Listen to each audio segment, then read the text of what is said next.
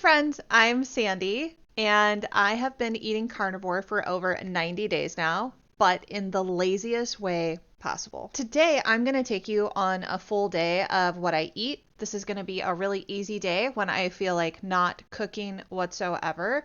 So these are going to be very easy recipes that anyone can do. So if you are somebody who doesn't like to cook, or if you are just feeling very tired and you don't want to cook, then this video will be for you. Also, one more thing before we get into this. I made a free guide, a full-on shopping list and step-by-step instructions for the meals that I'm talking about in this video and my previous What I Eat in a Day video. So all the info for how to access that free guide, no strings attached, are going to be down in the comments below. I don't eat first thing in the morning. I do start with electrolytes, and I take Miss Bacon for a walk, and I just let my body ease into the day. I found that this helps me ease into waking up a lot better. I let some sunshine get into my eyes, and it's also a great way to keep Bacon active too. After the walk, I get in a quick workout. Some days I lift, some days it's mobility or cardio. It really just depends on how I'm feeling, but I make sure that I move daily, even if it's something easy and light and short. That consistency keeps me feeling strong, especially now that I've been on carnivore for over 90 days. I've restarted being active in the past few weeks. So on this day, I did a Grow with Joe 30-minute cardio workout, and I love her workouts. I highly recommend for any skill level, and her smile makes me smile. Not too hard of a workout, just good to get some blood flow back into my legs because yesterday was leg day and I'm pretty sore. I'm gonna read my Bible and pray. My first meal of the day is actually coffee. Most mornings I'm not hungry, and I do really enjoy coffee.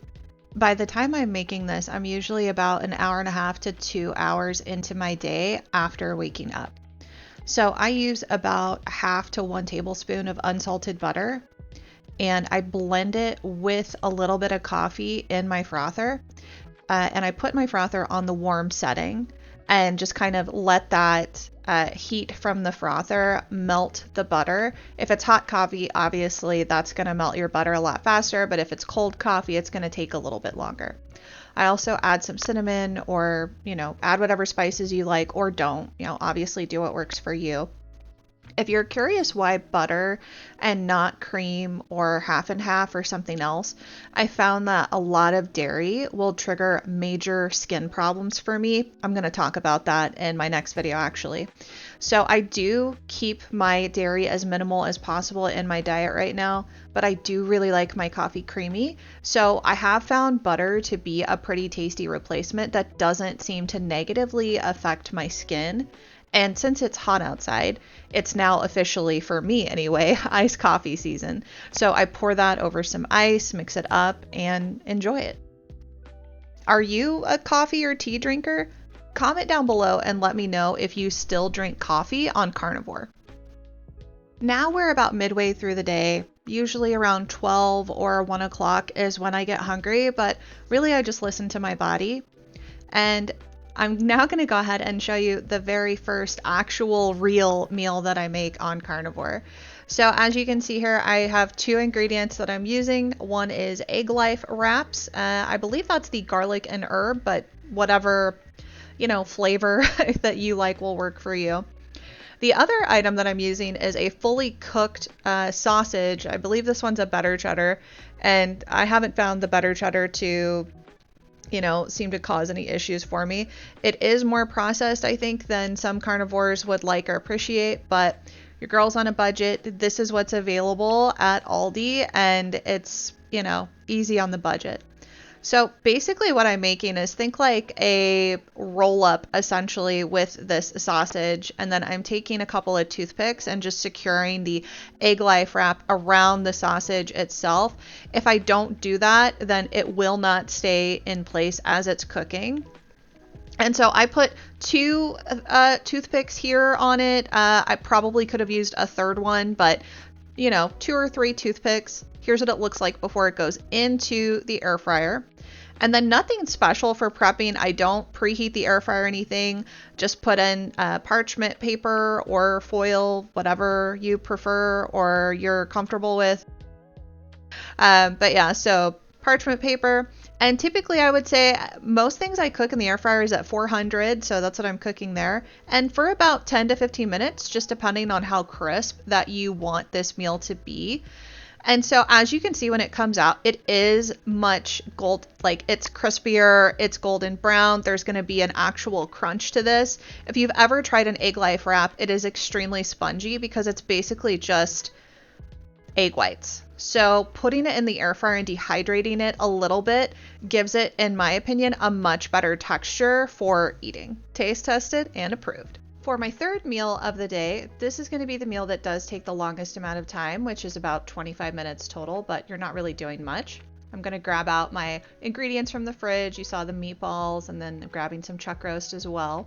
I'm going to go ahead and use the same parchment paper that I used earlier today and grab 6 of those meatballs out and literally just hit the side of the air fryer and drop those meatballs in there. I don't want to have to dirty any additional dishes. I'm just trying to be as efficient as possible.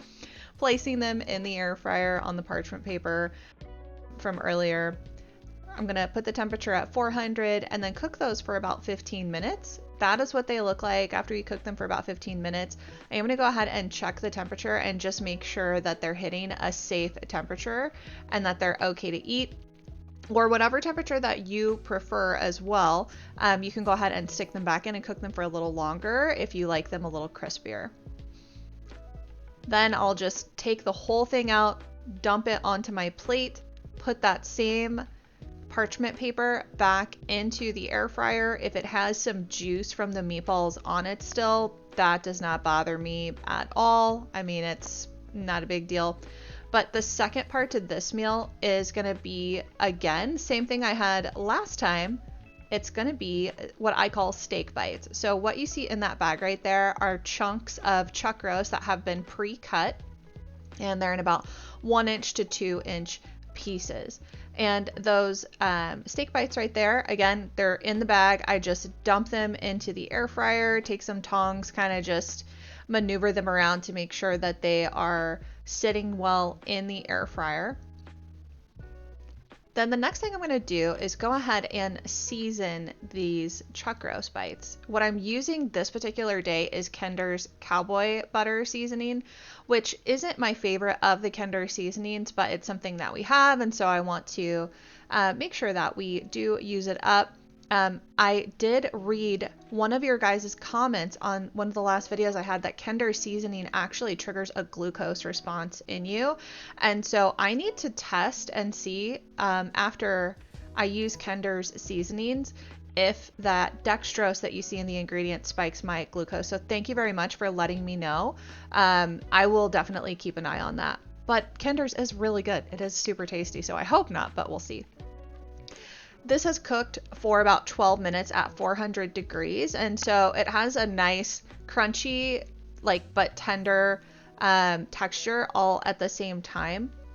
And then the next thing that I'm going to do is actually weigh it, because I am tracking my food to understand how many calories in a day I'm eating and how that's affecting my weight right now. So I believe that this was probably 7 or 9 ounces. Typically, if I fill up the air fryer in the amount that you saw, the cooked weight is about 7 to 9 ounces. And then this is my dinner for the evening. It is 6 meatballs and steak bites. And then while I was in the middle of cooking, my husband actually let me know that he wanted to meet with someone from, I think, Facebook Marketplace or Craigslist. They had a free treadmill. So we went on an adventure on a school night and picked up a free treadmill. And here we are with it crammed into the car and us getting home.